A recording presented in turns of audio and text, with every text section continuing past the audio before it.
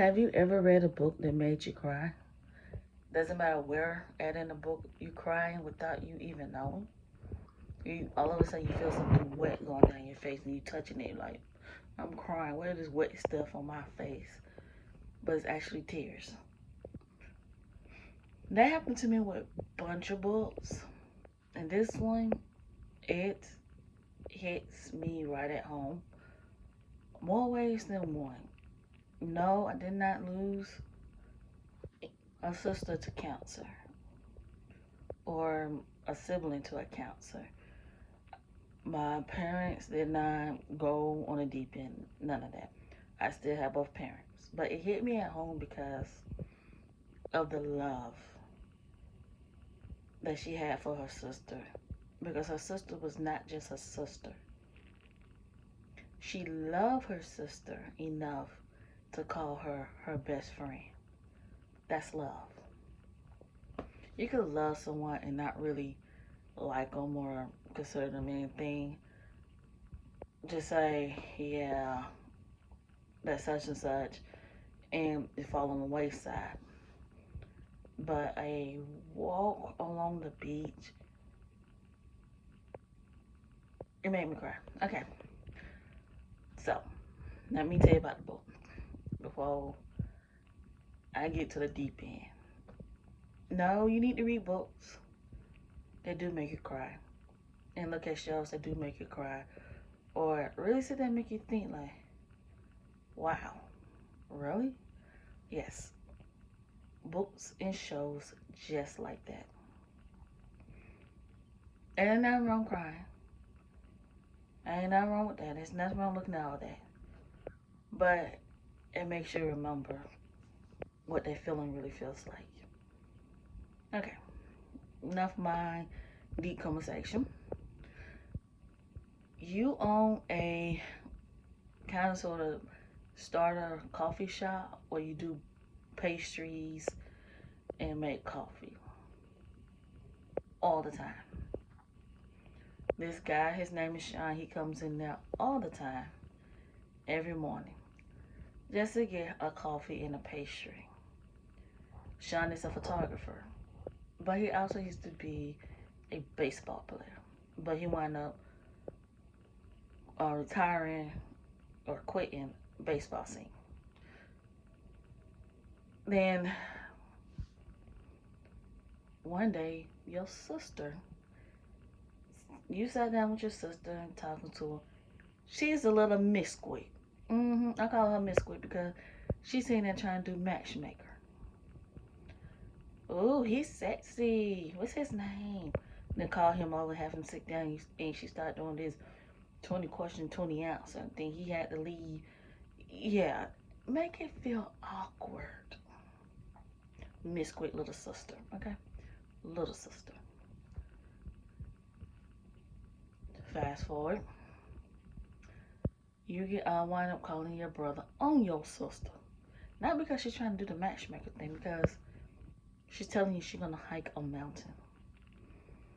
And that was like kind of sort of word, and you're like, okay, what's up with that?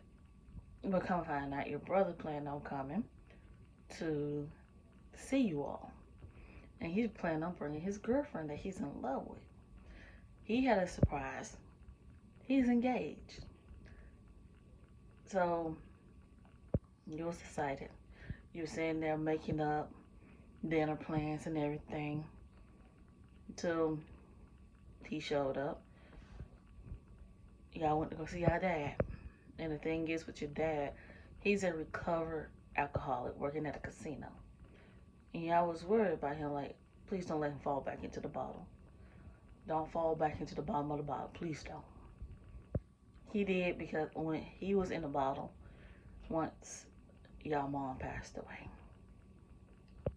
he know what to do. So you had to grow up and take care of the house. Your brother left and you still had to continue to grow up to take care of the house.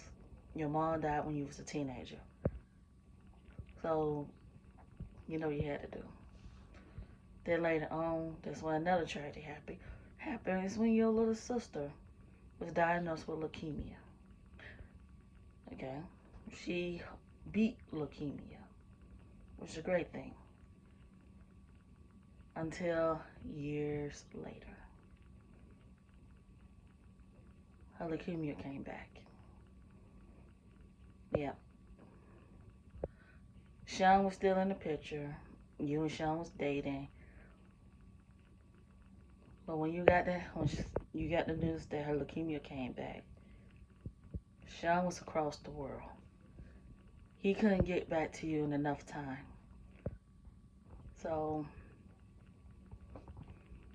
he missed being there for you. Missed being there. Yeah, I'm stressing that part because you could hear the pain or read the pain. How much he missed being there. So he was trying to find ways to make it up to you, to show you that I am here. The day of your sister's funeral, he was there. You told him, I can't. You even messed with his head, when you was dancing with the guy that your sister had a crush on. Because he didn't know you made a promise to your sister that you would. So you did. The hard part was for you when she was dying, is to let her go. You didn't want to, because that was your sister, your best friend, you're like your everything. And you're like, I can't. But you wind up learning how to let go. And it was a process.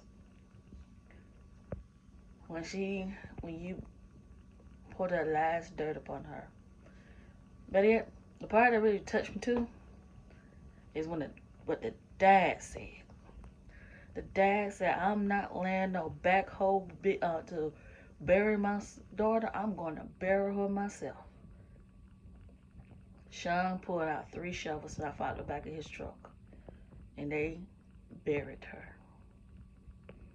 Now, yeah, I'm like, wow. Buried her next to their mom, so it's easy. But past all of that, made me wonder, did Sean and you get back together? Did y'all bypass this giant stumbling block? Was you able to heal? Or was you still holding on to that grudge and that hurt and that pain, and was bitter to everybody? The best way to find out, read A Walk Along the Beach by Debbie Macomber. Make sure you have some tissue next to you, because you will be crying. And at the end, you most likely will be texting your siblings and telling them how much you love them, especially those that you're close to. Love you, and don't forget to pray.